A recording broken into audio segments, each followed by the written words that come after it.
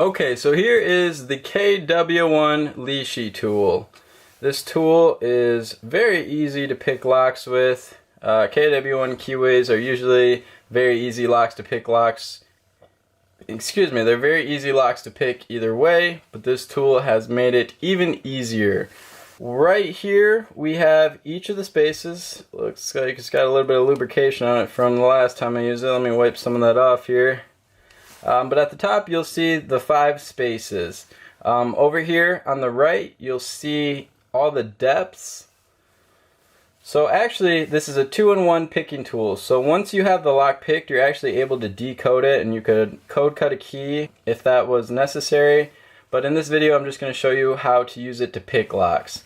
So right here we'll be using a KW1 Keyway. I haven't tried picking this lock yet. Hopefully all the springs and pins are working as they should be. So the first step is to spray some lock lube into the cylinder. I do recommend this lock lube for anybody who doesn't have a preferred lubrication that they use. It's really nice, it works, it does the job, and it's just all around great. So we're going to go ahead and spray it. I like to spray it up with the cylinder upside down just so the lock lube soaks in nicely. There we go. Okay, so go ahead and take your tool, pull out the flap. I like to pull this tab all the way back right here just to make sure that I don't break off the tip when I'm sticking it into the cylinder. Go ahead, slide it in. Make sure that it's inserted all the way right here. So you'll kind of feel it stop right at the tip stop on the Lishi tool. That means it's all the way in. Go ahead and begin applying light tension right here. One of the biggest mistakes I think people often do when they're trying to learn these tools is they'll put too much tension when really it just requires a little bit. So the saying for picking locks with Lishi tools is, if it's stiff, it is ready to be picked. So we're going to go through and we're going to feel. So like this first one right here is pretty stiff. It's not bouncing back. Let's try to find one that's bouncy.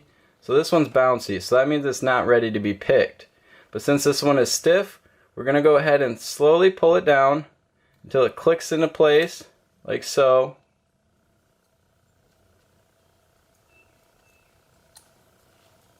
There we go. Sometimes you kind of got to like counter rotate and let the pin kind of slide back up. I think I overset that one a tad. 2 is still not ready to be picked. We're going to slide over to space 3.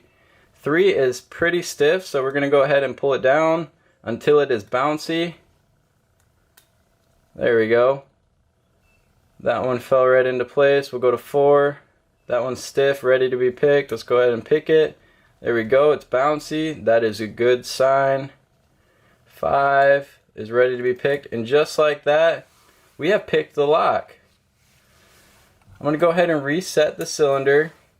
We're going to slide the tool in. Remember, pull this tab back right here just so we don't risk damaging the tool. They are kind of breakable. Slide that in all the way to the tip stop. Oh, there we go. I'm going to begin applying light tension again right here. We'll start at 5 this time. 5 is ready to be picked. As you can see, it's kind of stiff and it's not bouncing. There we go. It is now bouncy. Let's move on to 4. 4 is actually springy, so we're going to continue on to 3. 3 is springy. Let's skip that one. Go to 2. 2 is springy, so we're going to go to 1. 1 is stiff, so let's go ahead and pick that one.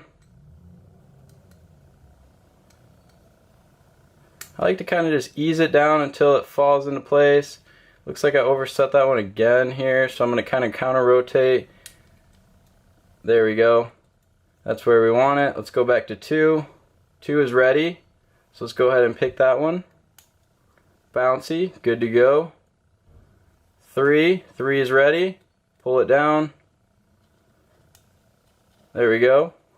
And 4 is springy, not ready. Let's go back to 5. Looks like we lost 5, so let's go ahead and pick that one. Looks like it's good. Head on back over to 4. 4 is stiff. Looks like it's ready to be picked. And boom, just like that. You've picked the lock. So the cool thing about these Lishi tools is it really doesn't take a whole lot of skill.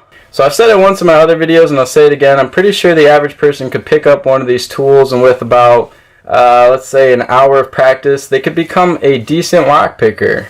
So they have really changed the lock picking game. And, you know, shout out to Mr. Lishi. He's the one who designed this tool, and he's done such a fantastic job, and he's really made lock picking easier for locksmiths. So thank you, Mr. Lishi.